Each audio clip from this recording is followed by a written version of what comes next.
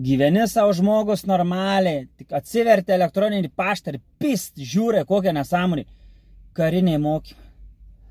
Nu nafi, kodėl mane? Kariniai mokymai, nu gerai, skaitau. Jų šaukiamas į aktyvojo kariuomenės rezervo karių mokymus ir pratybos. Nu nenoriu šitą. Mokymai vyks tada ir tada spalio, už 2 mėnesių. Net reikia psichologiškai čia pasiruošti tai nesąmonai.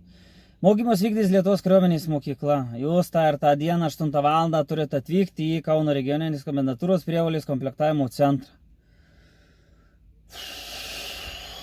Dr. Jono Basanavičiaus karo medicinos tarnybos ekspertizės komisijos sprendimu jis buvo pripažintas tinkamu.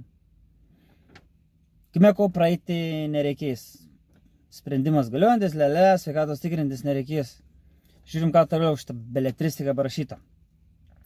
Nurodymą atvykti į mokymus, pranešimą darbovietę, atmintinę, kažkokia atmintinė, nežinau. Ir pažymos apie išmokas formą atsiųsim vėliau, prašome, kuo greičiau atsakyti šitą laišką, nurodint, kad susipažinau. Dėjau. Gražios dienos dar parašyta. Jau graži diena tikrai nebus. Štabo seržantas toks ir toks, vyresnysis verbuotojas.